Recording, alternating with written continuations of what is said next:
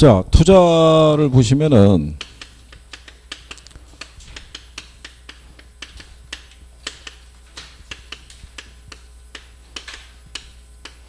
이렇게 현금 수입하고 현금 지출을 교환하는 것을 우리가 이제 투자라고 얘기를 했고요. 이 지출을 하는 시점은 이건 현재죠. 근데 이 수입이 발생하는 시점은 우리가 이제 미래란 얘기죠. 근데 현재는 확실하지만 미래는 불확실하다는 얘기죠. 그죠?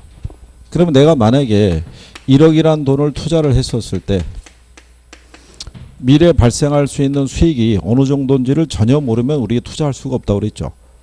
그래서 우리에게는 최소한의 뭐를 준다고 그랬냐면 정보를 준다고 그랬죠.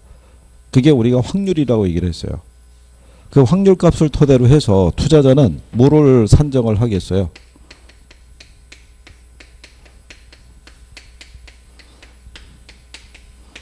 예상 기대 수익률을 우리가 산정한다고 그랬죠. 그래서 여러분들에게는 기대 수익률을 계산할 수 있냐를 물어봐요. 계산 문제로. 산출할 수 있어야 되죠. 기대 수익률은 어떻게 구해줘요? 응? 기대 수익률은.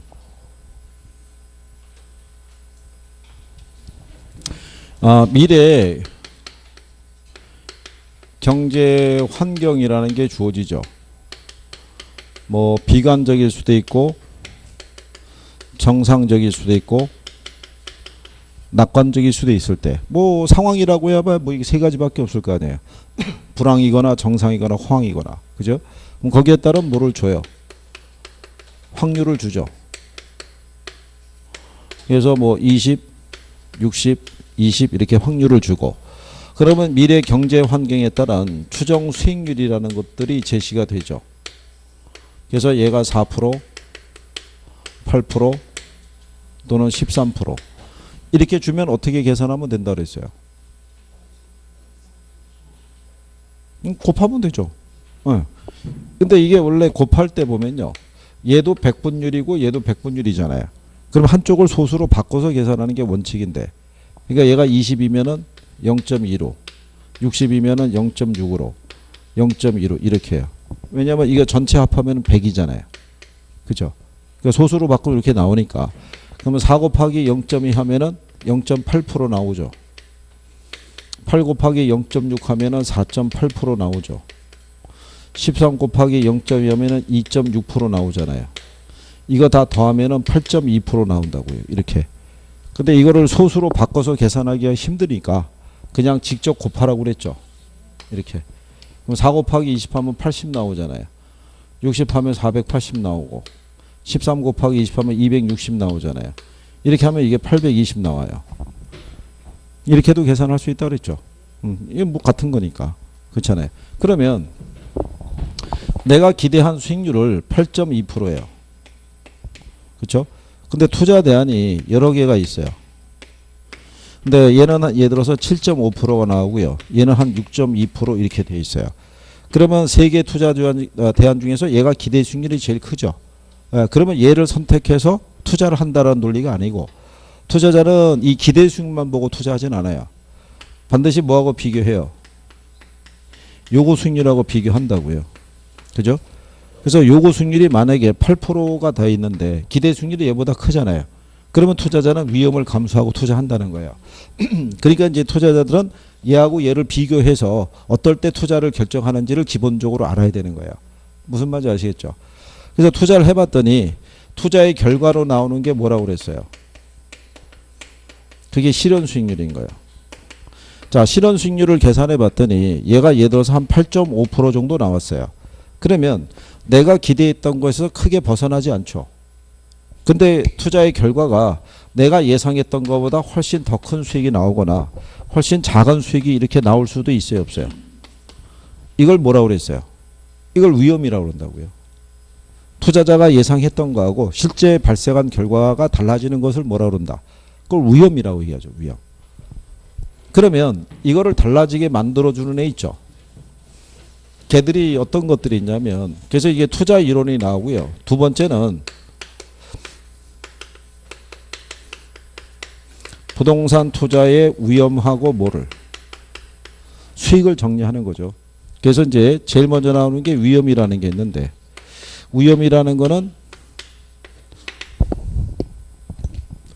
투자자가 예상한 거하고 실제로 발생한 결과가 달라지는 것을 뭐라고 그런다? 그걸 위험이라고 그래요. 이거를 통계학적인 용어로 분산이라고 그래요. 그러니까 위험과 분산의 논리는 같은 거라고 생각하시면 돼요. 그죠? 그럼 표준 편차가 있다고 그랬죠. 그럼 표준 편차는 뭐를 표준 편차라고 그랬어요? 표준 편차는 기대 수위로부터 벗어나는 변동성의 크기를 수치로 확인하는 거예요.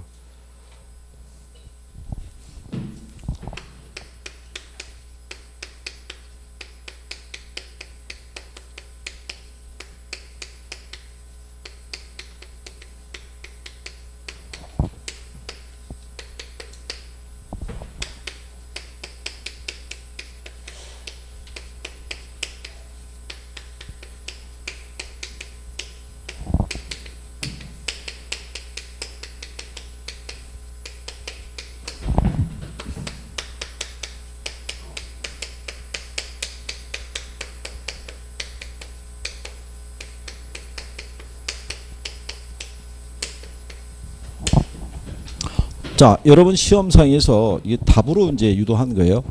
A와 B 투자안의 기대 수익률은 동일한데 B 투자안의 기대 수익률의 표준 편차가 A보다 크다면 언제나 A를 선택한다 이런 얘기예요. 이렇게 해서 기출에서 나왔던 거죠. 그렇죠? 그래서 그때 이거 가지고 설명했었잖아요. 표준 편차에 대해서. 이 들리고 있죠, 지금. 그렇죠?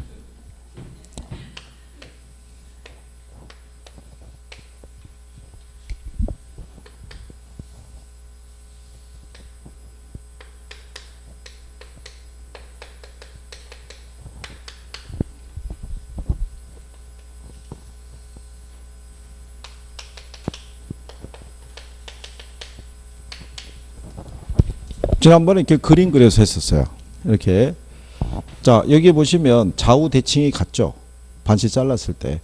정기분포를 가정하면은 양쪽의 확률이 50대 50이라는 얘기예요. 그죠? 그럼 현재 A 투자안의 기대 수익률이 있죠. 얘가 15%인 거예요. 얘가. 여기 보면 13%의 절반이 있죠. 절반이면 6.5%예요. 여기는 17%의 절반이면 8.5%예요. 두 개 합하면 15% 나와요. 그럼 B 있죠. 얘도 15%라고요.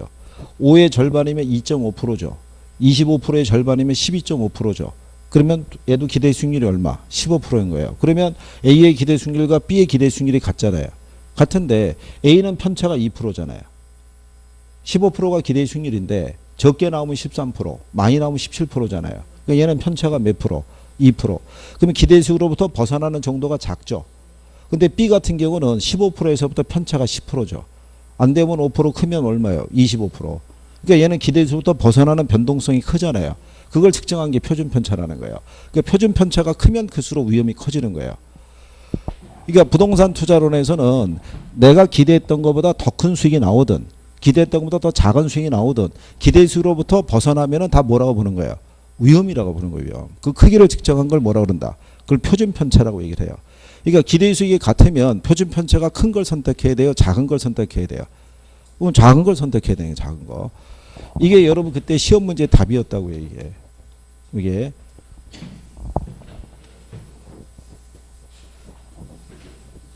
이거 지난번에 그래서 해봤다고요.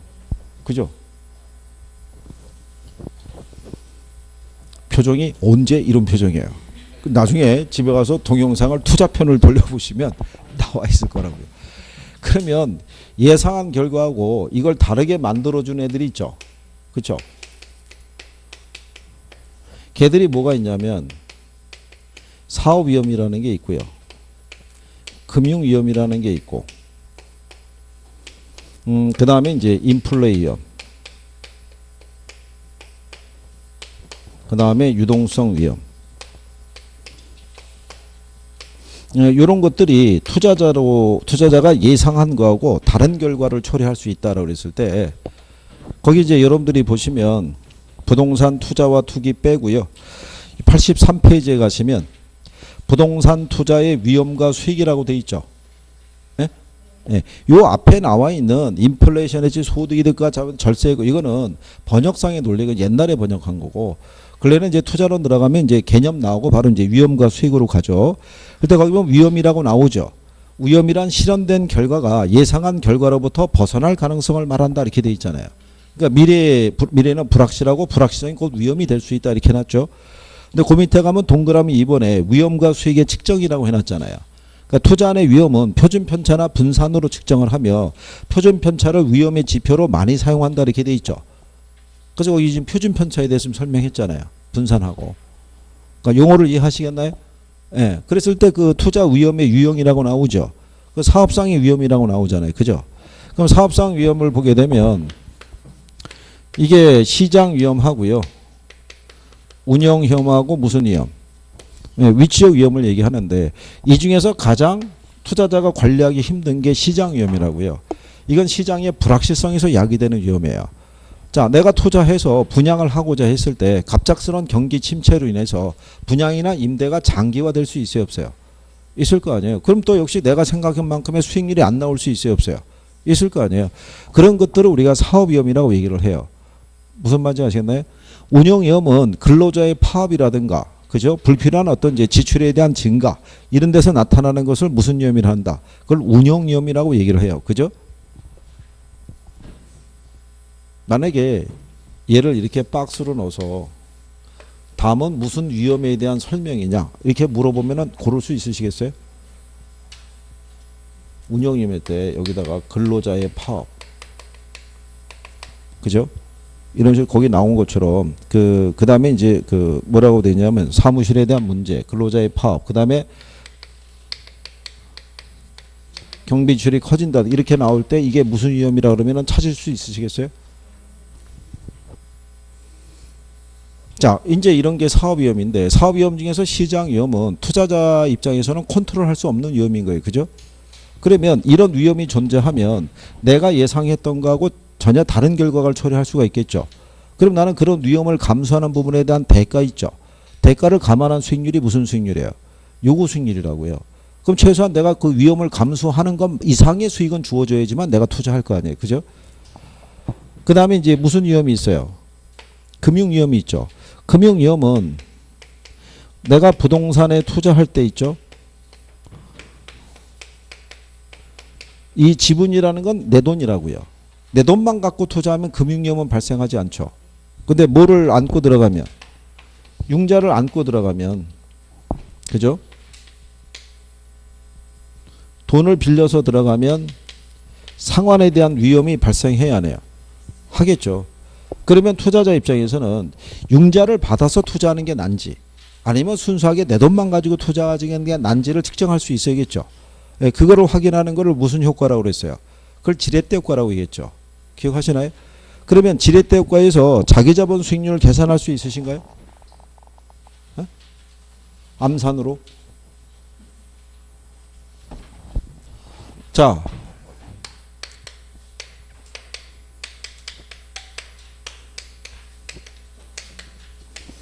이렇게 돼 있을 때요. 이게 가능 총소득이고요.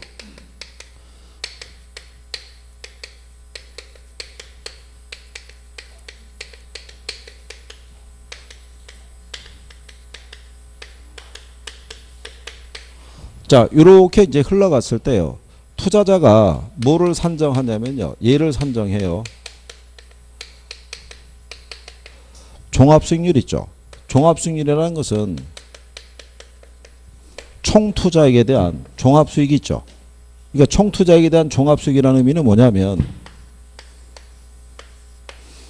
가령 예를 들어 가지고 이 부동산에 투자하려면 이제 3억이라는 돈이 필요한데 가령 예를 들어서 2억은 내가 융자를 받았어요. 그 다음에 1억이라는 돈은 내가 지분으로 투자했고요. 융자했을 때 이자율은 6%다 이렇게 가정하는 거죠. 그랬을 때 얘를 투자하게 되면 여기서 이 순영업소득이라는 게 2천만 원이 나온다는 가정이죠. 그러면 여기서의 요 종합수익이라는 거는 내 돈만 들어가서 발생한 수익이 아니라 뭐까지? 융자 받아서 들어간 돈에서 발생하는 전체 수익을 얘기를 하겠죠. 그 전체 수익을 계산할 때 요걸 집어넣는다고요. 뭐를? 순영업소득을. 그럼 얘를 집어넣는 이유가 뭐냐면 여기다 투자했을 때 얘를 집어넣게 되면 이건 100% 점유가 됐다는 가정이잖아요. 근데 현실은 공실이 있어요, 없어요? 공실이 있잖아요. 거기다가 내가 투자 들어갈 때 여러분들이 그 재산세 아시죠? 재산세는 경비에 포함을 시켜야 안 시켜요? 경비는 포함을 시키죠. 그게 보유세니까. 그리고 내가 임대사업을 안 했으면 그 세금의 부담을 안 할 필요가 없을 거 아니에요. 그러니까 경비를 공제해야 된다고요. 그러니까 일반적인 투자자가 생각하는 건 이걸 생각한다고요. 뭐를 가지고? 순영업소득을 가지고.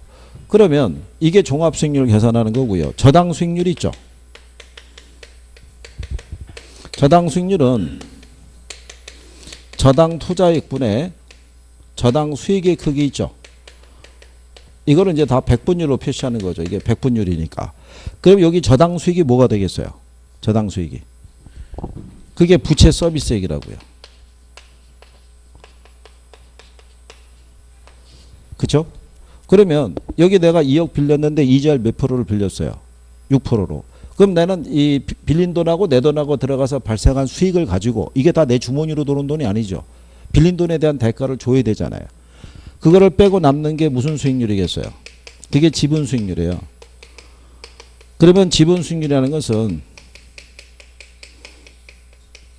지분 투자액에 대한 지분 수익의 크기로 측정하는데요. 이 지분 수익이라는 게 종합 수익에서 뭐를 뺀 거냐면 저당 수익을 뺀 거라고요. 무슨 말인지 아시겠나요? 요거 계산한 게 이게 자기자본 수익률이에요. 그러면 요거 계산할 때는 먼저 뭐를 구하면 되냐면 순영업소득을 구하는 거예요. 뭐를 구하면 된다? 순영업소득. 그럼 여기 순영업소득이 얼마예요? 2천이잖아요. 그러면 2천을 구했죠. 2천에서 뭐 빼주면 돼요? 저당 수익 빼주면 돼요. 그럼 저당 수익이 얼마예요? 2억에 6%면 이게 만기 상환 조건이에요. 그 이자만 내면 되죠. 2억에 6%면 얼마? 1200. 그럼 2억에서 2천에 1200 빼면 남는 게 얼마야? 내가 투자한 돈이 얼마야? 1억이잖아요. 1억에 800이면 몇 프로? 8%고요. 8%. 그게 8%가 답이라고요. 이게 기출이라고요. 기출. 그러니까 문제가 나오면 이거를 이런 식으로 이 T를 그려서도 할 수 있다고 그랬었죠. 그러면 여기 순영업소득이 있죠. 얘가 얼마야?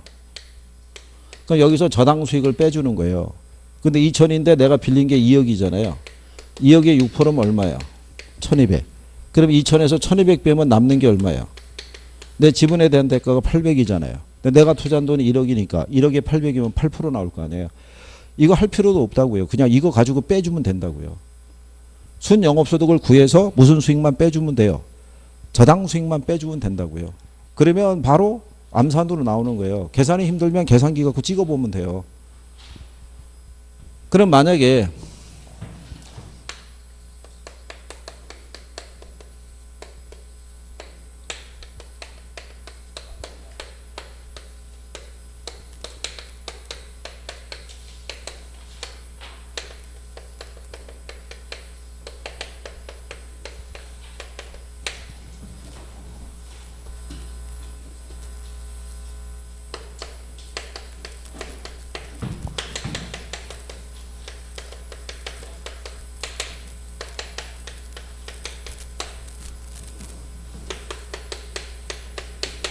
자, 요거는 기출을 암산식으로 해서 잠깐 변형을 해봤어요.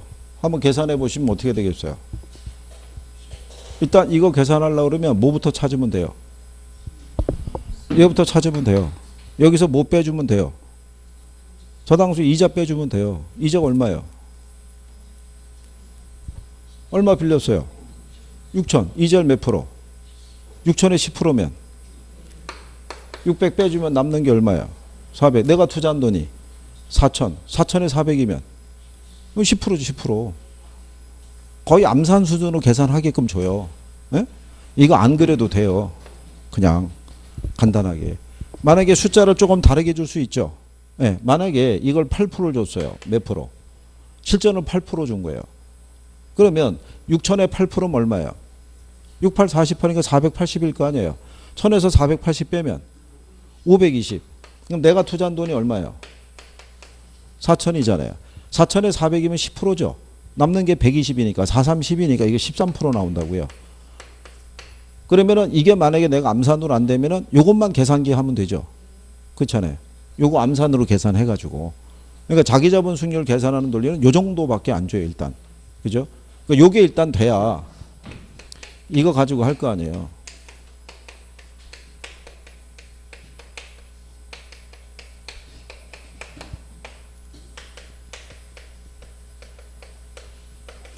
요렇게 해서도 계산할 수 있다고요. 그죠? 종합수익률에서 뭐 빼는 거예요. 저당 수익률. 거기다 부채 비율 곱해서 하는 거예요. 그러니까 요거는 암산으로 되면 요것만 해가지고 식만 계산할 수 있으면 돼. 대입만 할 수 있으면. 요것도 또 맞춰서 줘요, 안 줘요? 맞춰서 준다고요. 근데 이제 계산이 잘 되는 분들은 이거나 다 계산이 되는데 계산이 나름대로 좀 취약하다 싶으면은 여기까지는 안 해도 된다 이거예요. 근데 요거는 할 수 있을 거 아니에요. 암산으로. 에? 이것만 찾아서 여기서 뭐만 빼면 돼요. 내가 지급할 이자만 빼면 되는 거예요. 그거 빼고 남는 게 내 지분에 대한 대가니까. 그러면 계산할 수 있겠나요? 이런 난이도면? 그래. 그래서 모든 거를 다 해달라고 말씀드린 건 아니고요. 할 수 있는 것만이라도 정확하게만 해주시면 되죠. 그렇지 않겠어요?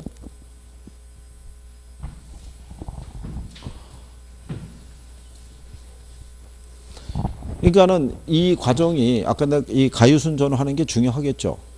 예, 그러니까 꼭 기억을 하셔야 돼요. 자, 그 다음에 인플레 위험이라고 있어요. 그죠? 자, 인플레 위험이 우리가 주어지게 되면요.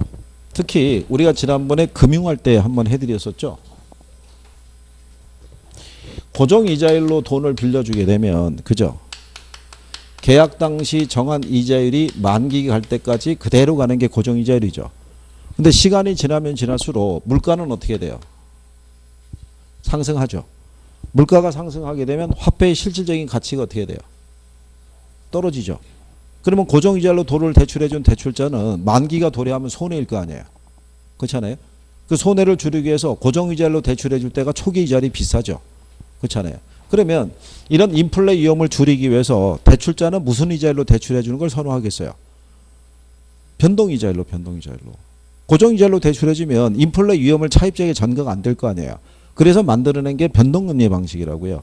그러니까 인플레 위험에 대처하기 위해서 대출자는 무슨 이자율로 대출해 주는 거를 변동이자율로 대출해 주는 거를 선호하겠죠.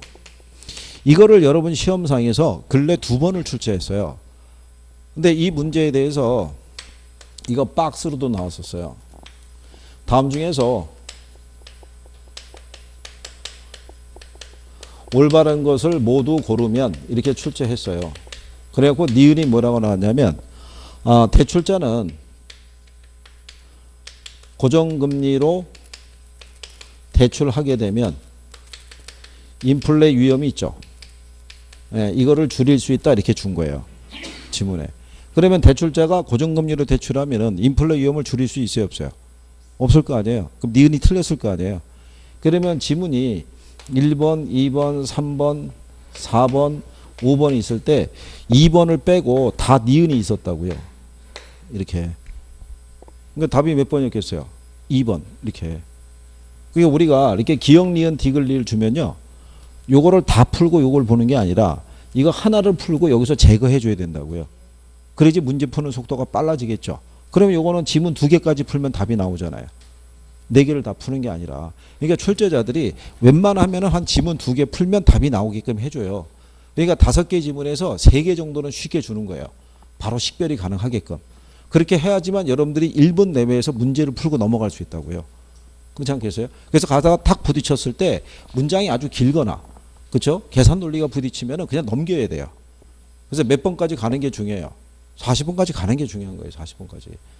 그래가지고 내가 필요한 점수만 확보하시면 되는 거예요. 그죠? 그래서 이제 실제 공부는 합격한 다음에 열심히 하시라 이런 얘기잖아요. 그죠? 근데 합격하면 공부 안 하시죠. 지금도 간신히 하고 있는데. 그렇지 않겠어요? 그러니까 점수만 일단은 잘 확보할 수 있도록 용어만 잘 정리하시면 돼요. 용어만 정확하게만 정리가 되면 투자론도 그렇게 어렵진 않아요. 중개사 시험에서 나오는 난이도 수준에서는. 그러니까 자, 그 다음에 유동성 위험이라고 있죠. 예, 유동성 위험은 뭐를 유동성 위험이라고 그랬어요?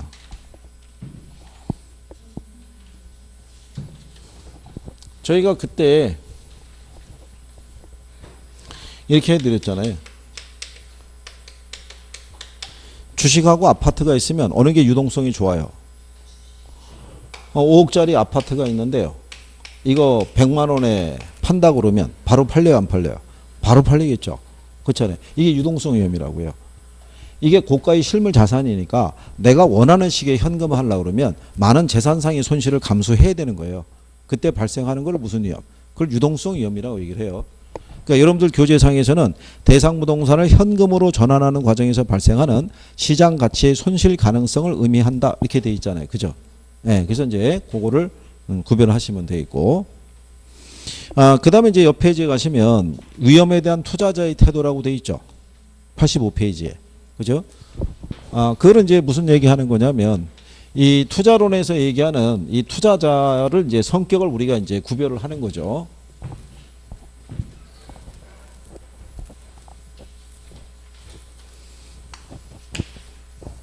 그래서 원래는 요게 이제 위험이 나오고요. 그 다음에 수익률 해가지고 기대 수익률, 요구 수익률, 실현 수익률을 구분하면 좋은데 순서가 이렇게 돼 있으니까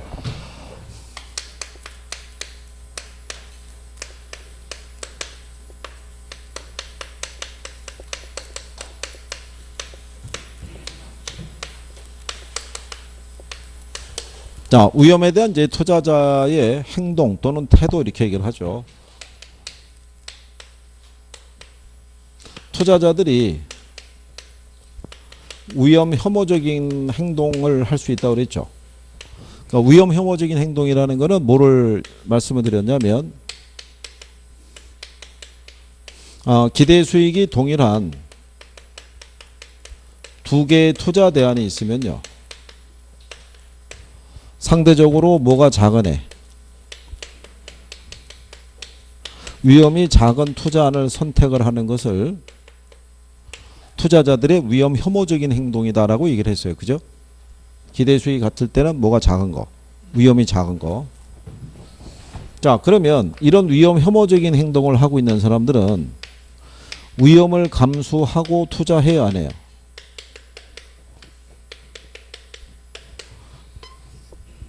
위험을 감수하고 이 사람들도 투자할 수 있다고 그랬죠. 어떨 때 위험을 감수하고 투자할 수 있다고 그랬어요?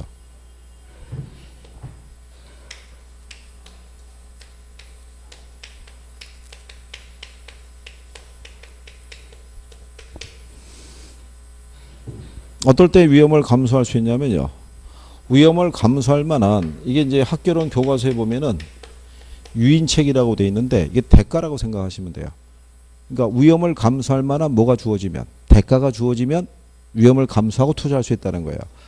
그 대가는 뭐를 비교하냐면요. 기대 수익률하고 뭐하고. 그래서 뭐가 크면 기대 수익률이 크면 투자하겠다는 거예요. 위험을 감수하고. 그 다음에 또 하나는 피할 수 없는 위험이 있죠. 피할 수 없는 위험일 때는 어떻게 대처한다고 그랬어요? 피할 수 없는 위험일 때. 이때는 어떻게? 반드시 대가를 요구한다고요. 높은 대가를.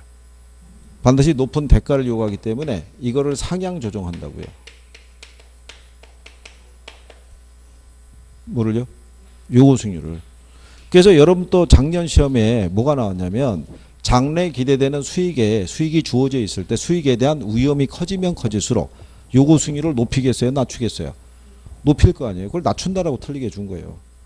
그러니까 여기서 나오는 투자자는 이렇게 이런 반응을 나타내는 투자자 있죠. 투자자의 유형을 보면 거기 위험 회피적인 투자자가 있죠. 그 다음에 위험 뭐라고 돼 있어요? 중립적인 투자자. 그 다음에 위험 추구형이라고 돼 있죠. 이 중에서 가장 합리적인 투자자가 누구라고 그랬어요? 이 사람이죠. 위험 회피적인 사람. 위험 중립적인 사람은 어떠한 위험도 감수해야 되는 유형이 아니라고 그랬죠. 이 사람은 위험을 기꺼이 감수하는 유형이라고 그랬잖아요. 복권 같은 거 사가지고. 그렇죠? 그래서 여러분들이 시험을 보시게 되면 시험의 조건에 단 투자자는 위험 회피적이라고 가정한다 이렇게 주는 거예요. 그렇게 해야지만 이 등식이 성립을 한다고요. 무슨 말인지 아시겠어요? 그러면 여러분들이 평균분산 지배원리라고 배우셨죠? 평균분산 지배원리. 평균분산 지배원리가 뭐였어요? 평균분산 지배원리가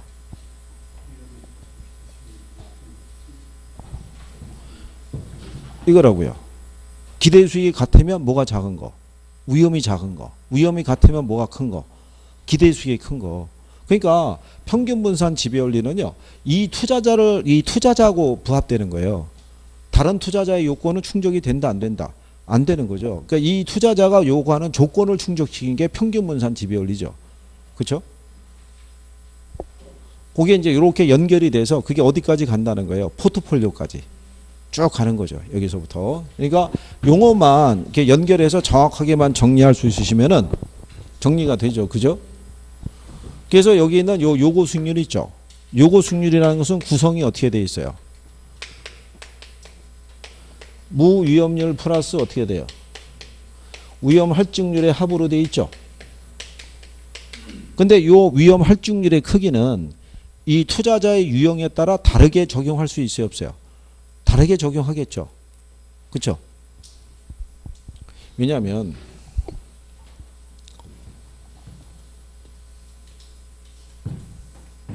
우리가 지난번에 이렇게 해드렸잖아요. 여기가 수익률이고 여기가 표준 편차일 때 이렇게 수평으로 가는 게 이게 무위험률이라고 그랬어요. 무위험률은 국공채이주알 뭐 이런 거 얘기했었죠. 요 무위험률의 크기에 따라서 투자하는 사람들이 위험 중립적인 투자자예요. 그렇죠? 근데 만약에 투자에 관련해서 위험이 이렇게 발생했잖아요. 편차가. 그러면 위험 이 추구형 있죠.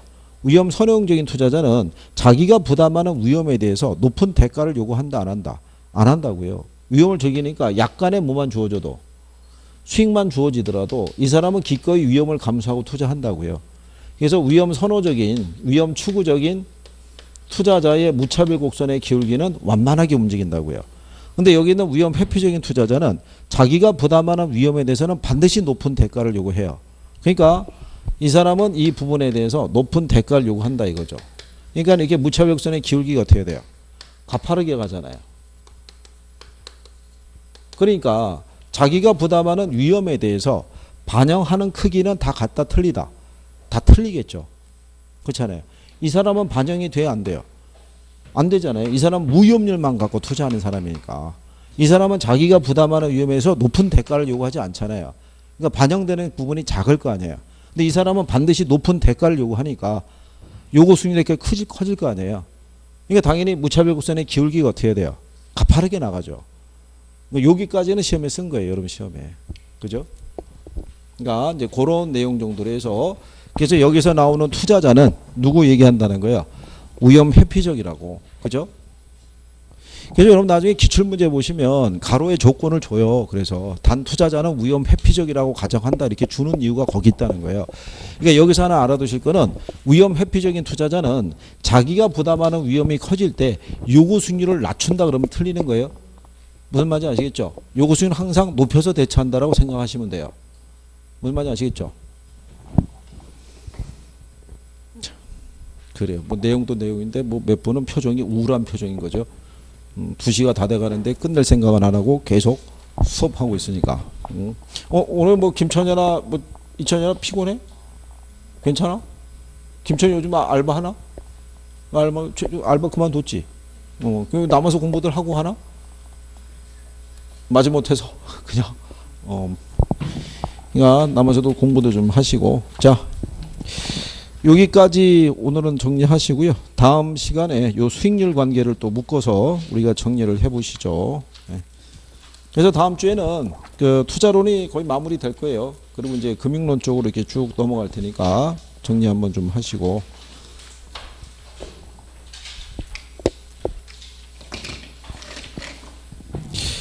집에 가서 복습하기 힘드시면은요.